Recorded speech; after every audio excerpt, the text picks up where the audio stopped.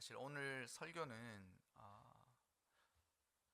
설교 제목이 곧 설교입니다. 그래서 이 말씀을 꼭 드리고 가르치려 들지 말고 무엇이든 삶으로 전하라. 이 말씀을 꼭 여러분들한테 가르쳐 드리고 싶습니다. 우리가 살아가는 시대는 정말 지혜가 부족하다 못해 결핍된 시대를 살아갑니다. 물론 세상의 어떤 짜투리 지식이나 마치 인터넷의 그 짧은 동영상에서 주는 잠깐 같은 그런 지식들은 많아지지요. 그리고 또한 그런 우리가 알고 싶어하는 어떤 지혜를 공급해 주는 것들도 너무 많습니다. 심지어는 요즘은 뭐 AI 기술이 너무 발전돼서 자신이 부족한 지식을 AI가 보충해주고 심지어는 모르는 것도 다 가르쳐주고 어떻게 하면 다 알 수 있게 해주고 예전보다도 훨씬 한 사람이 행할 수 있는 일들이 많아지지만 여러분 그렇다고 해서 지식이 많아졌다고 해서 지혜가 충만하거나 아니면 정비례해서 지식이 많아진 것만큼 지혜도 여전히 많아지는 세상을 살아가는 게 결코 아닙니다. 그러니까 제가 지난주에도 말씀을 드렸던 것처럼 지혜가 많아지면 믿음도 훨씬 이렇게 지혜가 성경에서 말하는 지혜가 바로 예수 그리스도이시기 때문에 하나님이 자기 자신을 나타내는 모습이시기 때문에 지혜가 많은 시대를 살아가면 믿음이 더욱더 담대해지는 것이 맞거든요. 근데 가만히 생각해 보면 믿음이라는 관점으로 이 시대를 살펴보면 지혜가 거의 없다시피 한 거죠. 결핍되다 못해 거의 희박한 그런 시대를 살아갑니다. 마치 사사시대나 아니면 이스라엘의 어떤 이스라엘 민족들이 자신의 역사 중에서 나라가 거의 진짜 없어질 만한 그런 시대를 살아가기도 한다는 것이죠. 그래서 지혜가 부족한 시대를 살아가고 있는 것에 대한 경각심을 모두 가질 필요가 있습니다. 두려워하거나 불안해라는 말이 아니라 우리가 살아가는 이 시대에 정말 지혜가 부족하지 않나라는 것에 대해서 진지한 고민들을 해볼 필요가 있다라는 것이죠. 그리고 저는 지혜가 굉장히 부족한 시대를 살아가고 있다는 것에 동의한다라는 말씀을 꼭 드리려고 하는 것입니다. 그런데 희한하죠. 지식은 늘어나는데 지혜는 부족하고 아는 것은 사람들이 정말 많아지는데 그 아는 것으로 인하여서 삶을 지혜롭게 살아갈 수 있는 일들이 더욱더 부족한 그런 시대를 살아가고 있니 이게 무슨 아이러니인가 이런 시대를 꼭 그런 생각들을 하고 있습니다. 희한하게도 지식이 많아지니까 요즘은 전부 다 가르치려 그래요. 전부 다 가르치려 그래요. 어떻게 이야기하냐면 자기가 조금 알고 있으면 그 조금 알고 있는 지식으로 사람들을 다 가르치려고 드는 거예요. 그러니까 이 선생이 많아져. 선생이 많아져. 뭐든지 다 선생님.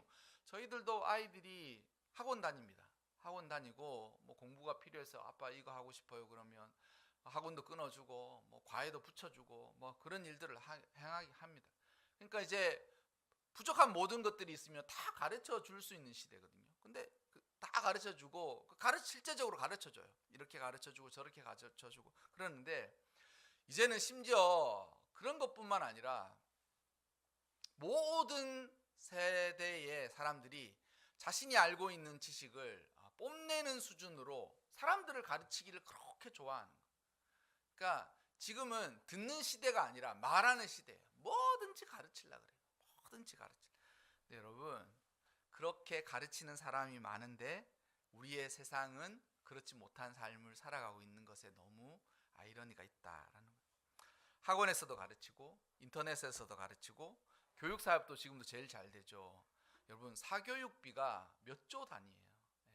아이들 그거 지식 좀 가르치고 수학 문제 잘 풀게 하고 영어 좀 잘하게 하는데 정말 부모가 등골이 휘도록 자녀를 가르치는 거예요. 운동도 가르치고 다 가르쳐요. 그러니까 가르치는 이게 너무 한 그런 시대를 살아가는데 이게 가르치는 것만큼 우리의 삶을 지혜롭고도 현명하게 또한 삶을 잘 살아갈 수 있는 그런 일이 없고 심지어는 모든 시대의 모든 사람들이 가르치는 거예요. 심지어는 제가 목사지 않습니까? 그러니까 목사니까 늘 교사예요. 교회에서 늘 믿음 있는 것처럼 가르치는데 이것도 제가 사실 아까 전에 설교 초비에 그냥 제목을 깊이 좀 깨달았으면 좋겠다, 이런 생각이 있는데, 믿음도 가르치는 거예요. 믿음도 가르치는 거예요. 근데 사실은 저는 그렇게 하기 싫습니다. 이게 가르친다고 가르쳐지는 게 아닌데, 제가 이게 너는 행하는 것처럼 가르치는 게 싫다고요. 저는 어떻게 했으면 좋겠냐면, 마치 하나님과 예수님을 알지 못하는 사람들이 모여서 이것이 맞는지, 아니면 자신의 삶을 통해서 이것이 맞는지를 끊임없이 나누면서, 하나님이 그러하였던 것처럼 우리 모두가 그런 하나님에 관한 지식들을 함께 나누면서 살아가고 싶은 그런 목표를 하고 싶어요. 그래서 이게 사실 초대교회에서 그랬다고 제가 이제 신학교 다닐 때 하거든요. 끊임없이 이야기하는 거예요. 이야기하는 거. 자신이 만난 하나님, 그리고 자신이 만난 하나님이 이게 성경에서 이야기하는 것처럼 합당한지, 마치 베레아의 사람들이 그러하였던 것처럼 하나님의 지식을 이야기하면 그 지식을 자신의 삶으로 가져와서 이것이 진짜 삶으로 내가 배운 지식이 자신의 삶에서 이루어지고 하나님에 관한 진리가 맞고 또한 이렇게 살아가는 것이 합당한 것인지를 깊이 상고하고, 또 사람들과 함께 이것을 나누면서 그게 맞지 이러면서 살아가고 싶은 게 제 목표예요. 근데 이 설교를 하다 보니까 나는 다 행한 것처럼 막 가르치고, 나는 다 알고 있는 것처럼 가르치는데 저도 모릅니다, 여러분. 저도 몰라요.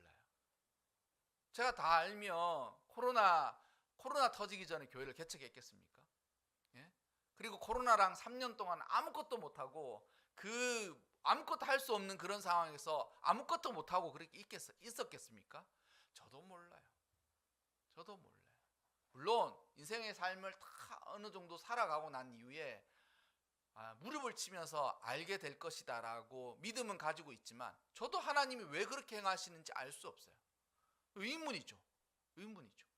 그래서 인생이 공부할 때는 기도의 그 뭐냐면 하나님한테 묻는 거예요. 뭐냐면 지혜를 달라고 묻는 게 아니라, 하나님 왜 이렇게 하십니까? 하나님 내 인생에 왜 이렇게 하십니까?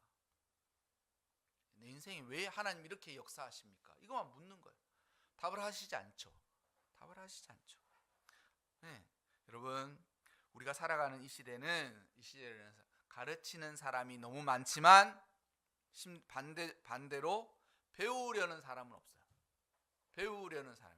그러니까 사람들이 조금 지식이 있으니까 어떤 생각이 있냐면 가르치지 말라는 거예요. 나를 훈계하려 들거나 가르치지 말라는 거예요. 그래서 누가 나한테 훈계하고 들려거나 가르치는 그 순간 마음이 어떡하냐면, 마음 안에 나를 무시하나? 이런 생각이 드는 거예요. 나를 뭘로 보고 지금 나한테 지금 이렇게 해라 저렇게 해라 이렇게 얘기하는 거야? 내가 그렇게 쉽어 보이는 거야? 이렇게 생각이 드는 거예요. 예전에는 누구가 가르치는 그 가르침이 진심으로 받아들여질 때, 이 사람이 나를 진짜 사랑하나 보다. 왜냐하면 아무도 가르쳐주지 않는 그것을 나한테 가르쳐주니까, 누군가 나를 가르친다는 것은 자신의 엄청난 지혜는 아니지만 자신의 시간과 자신의 삶을 통해서 나에게 무언가를 전해주려고 하는 거나라는 그런 생각이 있는데, 지금은 자식도 부모가 가르치면 무시당한다는 느낌을 갖는 거예요. 아빠가 뭘 알아? 아빠가 뭘 알아? 나도 다 알아. 인터넷 쳐보면 다 나와. 이렇게 생각하는 거예요. 그래서 희한하게도 가르치는 사람이 너무 많아. 그런데 배우려는 사람은 없어. 가르치고자 하는데 배우려는 사람이 없어. 다 선생이고 다 스승인 것처럼 하지만 제자가 없는 시대를 살아가는 거예요. 아무도. 제가 아까 설교에서도 무용론처럼 이야기했지만, 여러분, 가르치면 뭐합니까? 배우려 들지 않는데. 제가 이게 진짜 하나님이 역사하시는 일이고 이게 믿음이지 않습니까? 라고 아무리 가르쳐 본들, 저는 그렇게 믿지 않아요. 그 한마디에 끝나는 거예요. 제가 예전에도 제가 사역했던 교회에 그 교회에 특별한 사정이 있어가지고 제가 설교를 막 하다가, 그렇게 설교를 의도한 건 아니지만 제가 그런 설교를 했어요. 우리 모두 서로를 받아줄 필요가 있다 이렇게 얘기하면서, 여러분 물냉면 좋아하십니까? 비빔냉면 좋아하십니까? 냉면을 드시면 평양식 드십니까? 함흥식 드십니까? 이렇게 이야기를 했거든요. 근데 막 성도들이 확 웃죠. 갑자기 냉면 이야기하니까. 아, 평양냉면 먹는 사람이 함흥냉면 먹는 사람한테 넌 인간도 아니야 이렇게 얘기하면서, 아니 당연히 냉면이면 물냉면이 기본인 거 아니야? 근데 그 내가 지금 평양냉면을 먹는데 내 앞에서 함흥냉면을 먹는다고? 난 너랑 이제 다시 겸상하지 않아. 이렇게 합니까? 그렇게 하는 일이 없죠. 예?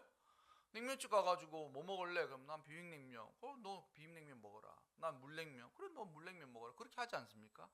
그런 이야기를 하면서 우리 모두가 진리가 아니라, 우리는 진리에 대해서는 그렇게 싸움하지 않는데 별거 아닌 것 가지고는 이렇게 싸우는 일이 많다. 그래서 물냉면, 비빔냉면 이런 것으로 서로 탓하지 마라.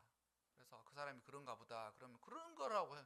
그 사람 빨간색 옷 입고 왔으면 빨간색 옷 입고 왔나라고 생각하는 거예요. 그 사람 흰색 옷 입고 왔으면 흰색 옷 입고 왔나 보다라고 생각하는 거예요. 그래서 마치 자기가 아는 지식과 자기가 하는 게 다 전부인 것처럼 그렇게 하지 말라라고 가르쳤어요. 교회에 특별한 사정이 있어서 그 설교를 그렇게 하려고 한 건 아닌데 그런 일을 딱 가르치고 났는데, 어떤 집사님이 그날따라 그 예배에 참석하신 거예요. 그 예배에 참석하시고 돌아가는 길에 그 예배에 나오지 않은 어떤 친한 집사님한테 가신 거예요. 가셔가지고 그분이 그러셨다는 거예요. 예배 참석하신 그분이 예배 참석하지 아니하신 친한 지인 되신 집사님 집에 딱 가가지고, 오늘 임전도사님이 설교 어떻게 했는 줄 아냐? 세상에는 두 냉면이 있다.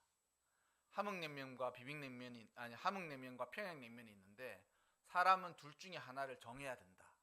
그러면서 그 집사님한테 당신 오늘 두 가지 중에 하나를 정해라 라고 하면서 그 얘기를 하고 막 그렇게 하니까 이제 뭐 예배에 아예 참석 안 하신 그 집사님이 이제 들으니까 황당하죠. 그러면서 막 둘이 뭐 옥신각신 하면서 막 둘 중에 하나를 정해 막 이러면서 오늘 결판을 내자 이러면서 둘 중에 하나를 정하라고 이러면서 막 하는데 그걸 어떻게 정하냐 막 하다가 이제 헤어진 거예요. 헤어지니까 이제 어떻게 했겠습니까? 저한테 막바로 전화가 오죠. 그래서 예배 오시지 않은 그 집사님이 전사님 오늘 뭐 함흥냉면 평양냉면 설교하셨다면서요. 그래서 왜 그러세요? 그랬더니만 아니 누 집사님이 설교 듣고 와서는 저한테 지금 목사님이 전사님이 이야기한 것처럼 함흥냉면과 평양냉면 중에 사람은 하나를 정해야 되고 그 하나를 오늘 나한테 답을 달라고 막 이야기하면서 하고 갔다. 어떻게 된 거냐? 그러니까 기가 막히죠. 기가 막히죠. 아무도 이게 지혜를 가르치는데 그걸 듣지를 않는 거예요. 그리고 자기가 하고 싶은 대로 하는 거예요. 그러니까 제가 참 너무 곤욕이죠. 자녀를 키워보니까 그렇습니다. 자녀를 키워보니까 들으려고 하지 않아. 근데 여러분 이게 문제가 있습니다. 문제냐면 가르치는 사람과 배우는 사람 모두에게 문제가 있어요. 어떤 문제가 있냐면 아까 설명에 그 나쁜 예화로 들었지만 가르치는 사람의 교만이 있어요. 뭐냐면 우리가 사람을 가르칠 때 그렇게 가르치면 안 돼. 내가 너보다 낫다. 내가 너보다 위에 있다. 이런 마음으로 지혜를 가르치면 아무도 듣지 않아요. 그러니까 이게 왜 그렇게 하느냐면 내가 가르칠 때 진심을 전하고 진리를 가르치려고 하는 게 아니라 내가 너 위에 있다라는 것을 뽐내려고 가르치는 일이 너무 많아. 알량한 지식 좀 채웠는데 그 알량한 지식으로 내가 하는 이야기를 들어봐. 너는 모르지. 내가 가르쳐 줄게. 이런 마음으로 가르치는 일이 너무 많은 거예요. 신앙도 아니면 집에서 이루어지는 교육도 그리고 세상에서 이루어지는 모든 것도 모르지. 내가 너를 가르쳐 주마. 그리고 이런 일에 있어서 나는 너의 위에 있다라고 딱 생각하고 가르치는 거예요. 그러니까 가르치는 사람이 가르침을 받는 사람보다 너무 먼저 교만해. 가르침을 듣지 않으려고 하는 사람도 교만하지만 가르치는 사람이 마음이 벌써 교만한 거예요. 인생 살아보니까 모르지? 내가 가르쳐 줄게. 이런 마음을 가지고 가르치니 그 가르침이 어떻게 진리로 전해질 수가 있겠습니까? 진리로 전해질 수가 절대 진리로 전해질 수가 없어요. 그래서 가르칠 때 가르치는 사람의 교만, 또한 가르치는 사람이 봐봐, 나는 모든 걸 알고 있으니까 내가 너를 가르쳐 주면 이 가르친 대로 인생이 될 거야. 여러분, 삶이 우리 뜻대로 됩니까? 절대 그렇게 되지 않은 거죠. 자, 아까 제가 말씀드렸지만 하나님, 저 요즘에 항상 그러거든요. 하나님 개척하라 그래서 개척했는데 코로나 온다는 거는 이야기를 안 하셨잖아요. 그리고 하나님 전지전능하시면 아니 미리 알고 제 주위에 있는 분들도 다 보니까 코로나가 다 끝날 무렵쯤 개척을 다 하셨더라고요. 그러니까 이제 타이밍이 적절한 타이밍에 이게 된 거예요. 그리고 심지어는 코로나 때 성도들이 교회를 안 가면서 기존에 다녔던 교회에 교회를 좀 안 나가도 하나님 벌하지 아니하시네 이런 생각도 들고 이제 수평 이동이 자유롭게 생긴 거예요. 그래서 교회를 처음 나가려고 하는데 이 교회 저 교회 막 다녀보니까 코로나 끝날 때쯤 뭐 하니까 뭐 저 어떤 그 양주 근처에 어떤 파주와 양주 사이에 있는 교회는 개척한 지 2년 만에 일단 그 등록 인원이 2,000명이 됐다 그러더라고요. 실제로 그 교회 옆에 있는 목사님이 저한테 그래요. 그래가지고 지금 거기 신도시에 붐이 일었다고 막 그렇게 얘기하시더라고요. 그런 이야기 들으면 와, 하나님 똑같이 하나님 믿고 똑같은 목사고 똑같이 개척하는데 아니 어떤 데는 코로나가 다 끝나는 상황에 너무나도 상황과 형편이 다 좋을 때 개척을 그렇게 시켜주셔가지고 아유 진짜 너무 좋겠다 이런 생각. 저는 늘 하나님한테 묻죠. 하나님 도대체 왜 그렇게 하시는 겁니까? 이게 의미가 있고 이유가 있는 겁니까? 모르는 거예요. 알 수가 없는 거예요. 몰라. 삶을 어떻게 가르치겠습니까? 여러분, 가르치는 자가 되려면 가르치는 자의 착각과 교만을 벗어내야 돼. 오늘 우리가 읽었던 본문에도 이렇게 형제들아 이렇게 부르잖아요.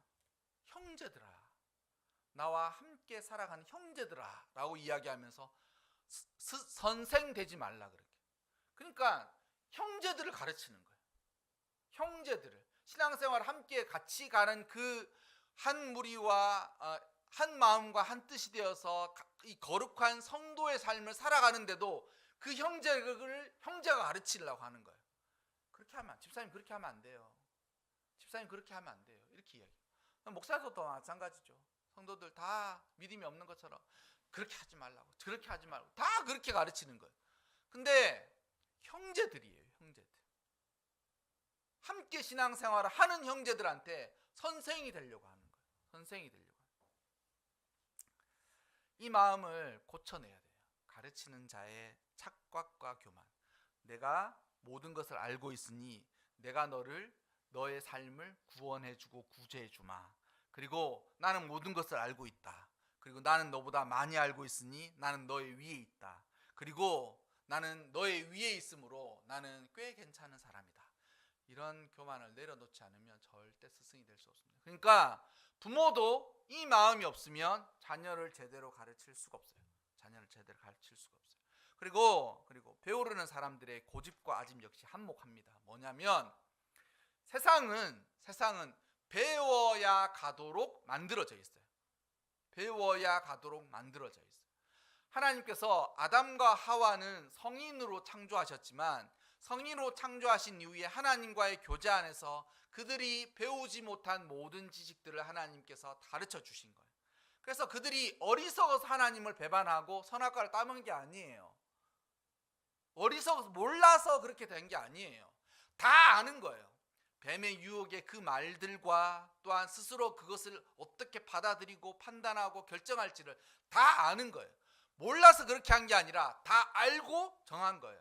그런데 아담과 하와 이후에 모든 사람들은 어떻게 해야 되겠습니까?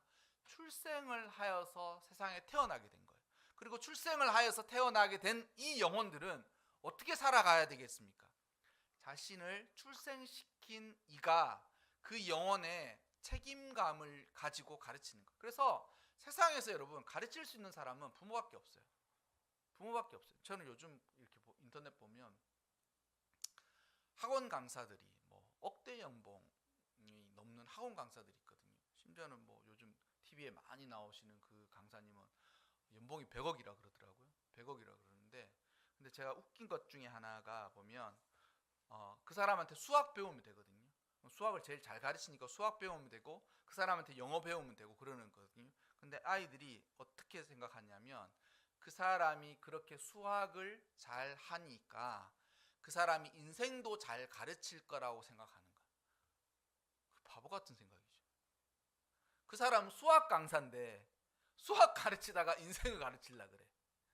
근데 수학을 잘 가르치니까 그 인생도 진짜 이겼거니라고 생각하는데, 여러분, 그 사람이 수학 문제에 어떤 오류가 있으면 그 사람이 책임을 질 거예요. 그러나 그 사람이 내 인생에 오류가 있으면 책임을 져줍니까? 책임을 져줘요? 당신 그렇게 이야기하지 않았냐고. 내가 당신 말 믿고 이렇게 했는데 인생이 이렇게 안 됐다. 그렇게 책임을 물을 수 있어요? 묻는 사람도 바보겠지만 물을 수가 없잖아요. 그러니 가르치는 모든 이 자녀들, 아이들, 이런 사람들은 부모만이 가르칠 수 있는 거예요. 존재의 근원이니까 내가 가르칠 수 있는 거예요. 그리고 그 아이가 잘못되면 그 모든 오롯한 책임도 부모만이 지는 거예요. 아이가 잘못해가지고 정말 큰 문제가 생겼다. 눈물을 누가 흘려줘요? 목사님도 눈물 흘려주지 않아요. 신방 한두 번 가고 한 3번째부터는 짜증낸다는. 가도 뭐 해결도 안 되는데 뭐. 그러면서 신방 끝나고 돌아오면서 잘 됐다면서.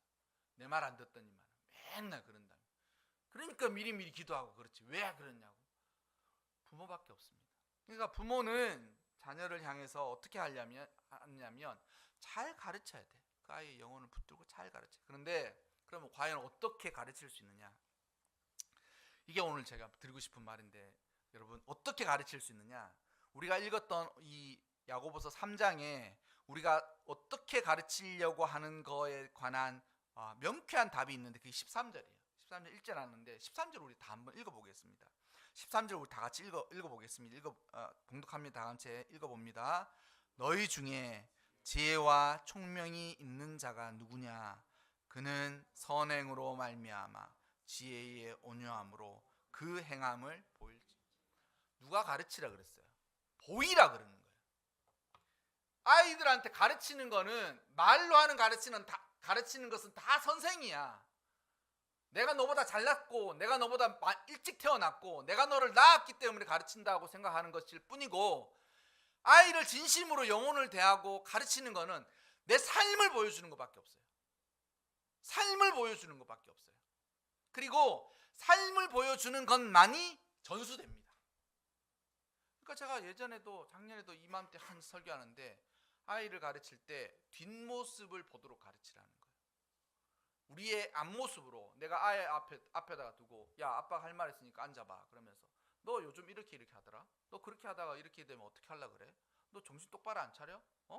너 그거 하는 거 내가 아주 보기가 그래? 이러면서 겁박 주고 막 그렇게 하면 아이가 변화될 것 같죠? 절대 그렇지 않습니다. 아빠가 그 일을 어떻게 행하는, 그 일에 대한 일을 행하는 것을 아이가 뒤에서 쳐다보고 있는 거예요. 믿음으로 살라고요? 믿음으로 살라고 말하지 말고 믿음으로 먼저 살아요. 아이가 기도하기를 원한다고요? 기도를 먼저 하십시오. 아이가 책을 보기 원한다고요? 내가 먼저 휴대폰을 내려놓고 책을 보라는 거예요. 자기는 안 하고 말로만 다 가르치는 거예요. 다 가르치는 거예요. 제가 신학교 한참 다닐 때 하나님이 그러더라고요. 어느 날 저도 가르치는 거 좋아했습니다. 뭐 아는 것도 많고, 사람들이 저한테 그랬거든. 자팍다식한 사람이라 그랬어요. 그래가지고 세상에 어떤 일에 모르는 게 있으면 나한테 오고, 어떤 게 필요한데 없으면 나한테 오라 그랬어요. 그래서 쟤는 다 알고 쟤는 다 가지고 있다 그랬어요. 그래서 목회할 때도 뭐 심지어는 무슨 칼이나 가위 이런 것도 이게 없잖아요. 그러면 임 목사님한테 가면 임 목사님 다 가지고 있다면서 다 그렇거든요. 살아가고 얼마나 가르치는 것도 좋아하고 훈계하는 것도 좋아하고 참견하는 것도 좋아하고 그랬겠습니까? 근데 어느 날 탁 진짜 깨달음이 오는데,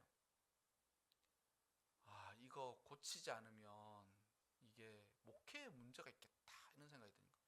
어떤 생각이 드냐면, 내가 이거 맨날 이거로 입술로만 평생 이걸 해야 되는데, 가르치려고 하면서 보여주지 않고 막 가르치다가 결국은 내 말에 무게가 없이 공허한 인생이 됐구나라고 생각하면서, 그때 진짜 큰 깨달음을 얻으면서 제가 입술의 절제가 왔어요. 진짜 그때는, 예전에는 그냥 반사적으로 가르쳤거든요. 어떤 거 탁 보면 막 팍팍 나가는 거예요. 근데 진짜 입술에 절제가 와. 그리고 말하고 싶은 그 마음을 목에서 바깥으로 내보내지 않고 쭉 집어넣어요. 야고보서도 우리가 읽었던 것 중에, 안 읽었지만 읽었던 본문을 꼭 읽어보시면, 선생 되지 말라라고 하면서 야고보서 3장에 뭘 조심하라 그래요? 입을 조심하라. 입을 조심하라는 거예요. 함부로 가르치고. 그래서 네 입술을 자갈 물려서 재갈을 물리고 스스로 이게 제어하지 않으면 네 삶이 불탈 거야, 이렇게 얘기해요. 그러니까 여러분, 이 입술을 확 절제할 수 있는 이 삶을 어떻게 살아갔냐면, 삶으로 가르치는 거예요. 아이들한테 가르칠 때, 특별히 신앙이 연수한 사람한테 가르칠 때 그렇게 말로 가르치는 거 아니에요. 삶을 보여주는 거예요. 우리가 오늘 보면 그 행함을 보일지니라, 행함을 보여주는 거예요. 이렇게 하는 거다. 한 번만 말하고 그 다음부터는 보여주는 거예요. 이렇게 하는 거다. 보여주는 거예요. 그리고 그것을 가르칠 때 보이는 것이 아니라, 그 일을 묵묵하게도 아니면 아름답게 그 일을 행하는 것을 아이가 뒤에서 보고, 그 일의 결과가 어떻게 미치는지를 아이가 확인하고 나서, 저거구나, 저거를 평생 저렇게 하면 저렇게 되구나, 그걸 깨닫고 그 지혜가 전수되는 거예요. 여러분, 날은 날에게 말하고 밤은 밤에게 지식을 전하지만 하나님 언어도 없고 말씀도 없고 들리는 소리는 없어요. 하지만 믿음 있는 사람들은 이것에 대해서 동의하거든요. 동의하는 거예요. 하나님의 방식이 그래. 어떻게 하느냐? 누구든지 가르치려고 하면 삶으로, 그리고 그 삶의 정수를 전해주는 거예요. 삶의 정수를 전해주는 거예요. 우리가 흔히 그런 이야기 하잖아요. 우리가 인생에 있어가지고 가장 이렇게 순수하고도 가장 핵심적인 것을 정수라고 하지 않습니까? 그러니까 에센스예요, 에센스. 이게 무언가가 있는데 물질의 가장 핵심되면서도 순수한 그것을 정수라고 하는데, 그것을 삶으로 전해주는 수밖에 없어요. 그래야만 믿음도 대를 이어서 전해지고, 그가 가진 지식도 대를 이어서 전해지고, 그리고 물질도 대를 이어서 전해져요. 그러니까 돈만 물려주고, 돈이 무엇이고 돈이 어떠한 것인지를 가르쳐주지 않으면, 우리나라 속담으로 거지도 3대가 없고 부자도 3대가 없는 거예요. 진짜예요. 돈 조금 있다고 그 돈에 대한 엄중함과 그 가치, 성실함, 그리고 어떻게 써야 될지를 가르치지 않으면 그 돈 때문에 자식들 다 망가지는 거예요. 예? 벤츠 타고, 나는 벤츠를 타고, 나는 캐딜락을 타고, 자녀는 벤츠를 타고, 그의 손자는 페라리를 타지만, 그리고 그 손자의 아들은 다시 걸어 다니게 되는 거예요. 이걸 가르쳐 주지 않으면 돼. 근데 어떻게 가르쳐 준다? 말로 가르쳐 주지 안 된다는 거예요. 삶의 정수로 가르쳐. 믿음도 마찬가지입니다. 교회에서 여러분 너무 많이 가르치려 들지만, 심지어는 저는 제가 그래도 공부도 할 만큼 했거든요. 그리고 기도도 할 만큼 했습니다. 다 젖혀놓고 하나님 이거 하라 그러면 정말 군소리 하지 않았고 열심히 했어요. 근데 교회에서 저를 가르치는 분들이 그렇게 많은 거예요. 저를 그렇게 가르쳐. 근데 나는 듣고 싶은 마음도 없는데, 그렇게 목사님 인사 똑바로 잘하세요. 인사 똑바로 잘하세요. 애는 이렇게 해야 됩니다. 저 뭐는 저렇게 해야 됩니다. 넥타이는 이래야 됩니다. 운전은 저래야 됩니다. 저를 가르치는 사람은 그렇게 많은 거예요. 그래서 세상에 내가 하면서 언제쯤 우리는 이렇게 변화된 삶을 살아갈 수 있을까 이런 생각을 합니다. 근데 여러분 우리가 행함으로 삶의 정수로 보여주는 것만이 참된 가르침이에요. 그리고 그것을 할 수 있는 사람이 선생이지만 선생이 아닌 시대에 선생의 삶을 살아갈 수 있는 거예요. 먼저 사는 거예요. 선생, 앞설선, 살생, 먼저 살아가는 거예요. 그리고 스승이에요. 스승이 참된 스승처럼 삶으로 보여줌으로 그것을 전할 수밖에 없어요. 안전하면 됩니까? 안전하면 돼요? 큰일 난다. 안전하면, 믿음도 안전하면 어떻게 되겠습니까? 그 다음 세대에는 자녀들이 하나님을 믿지 않죠. 부를 전하죠. 돈에 대해서 유산을 남겨주면서 돈에 관한 지혜를 남겨주지 않는 거하고 똑같은 거예요. 여러분, 우리 모두 이와 같은 어리석음에 빠질 수 있는 농후한 상황에서 우리 모두 가르치는 자는 오만과 교만, 그리고 자신을 마치 뽐내려는 듯한 위에 있으려고 하는 그 마음을 버리고, 또한 가르침을 받는 사람들은 아이고 맨날 하는 그 소리 그렇게 생각하지 말고 삶으로 보여줘서 가르치고, 또한 삶의 정수가 되는 삶의 에센스를 받아들여서 우리의 믿음과 삶의 지혜가 충만한 시대를 살아가야 될 것입니다. 사람이 뭐가 없어서 죽는다고요? 지혜가 없어서 죽는다고 전도서에 나와 있어요. 잠언에 나와 있어요. 너희가 돈이 없거나 그게 없어서 하는 게 지혜가 없어서 죽는다 그랬어요. 하나님이 함께 하지 않으시는 거예요. 지혜가 없는 인생이다라는 말은 하나님 나와 함께 하지 않는다는 거예요. 나는 하나님의 질서 안에서 살아가지 않는다는 것을 이야기해 주는 거예요. 이야기해 주는 거예요. 근데 하나님의 질서 안에서 나는 살아가지 않고 하나님과 동행하지 않는 그런 삶을 살면서 그 삶이 축복된 삶을 살긴 바라는 건 그건 논센스이지 않습니까? 하나님과 동행하고, 또한 하나님의 뜻을 찾고 구하기에 힘쓰고, 또한 하나님과 함께 늘 살아가는 그 삶 가운데서도 많은 고난과 시련과 어려움들을 이겨내야 되는데 그거 없이 어떻게 살아갈 수 있겠습니까? 여러분, 우리 모두 학생이었고 가르침을 받는 자였으며, 또한 어느 순간 가르쳐야만 하는 위치에 서게 됩니다. 우리 모두 가르치려 들지 말고 삶으로, 무엇이든 삶으로 전하시기를 바랍니다. 그래서 우리가 살아가는 이 시대뿐만 아니라 이 다음 시대에서도 우리보다 나은 믿음, 우리보다 나은 지식, 그리고 우리보다 나은 축복의 삶을 살아갈 수 있기를 꼭 여러분들의 가정과 또한 우리 공동체를 함께 생각하면서 말씀을 드립니다. 이와 같은 설교가 작지만 명쾌한 울림이 되셔서 그와 같이 살아가시기를 주님의 이름으로 축원합니다.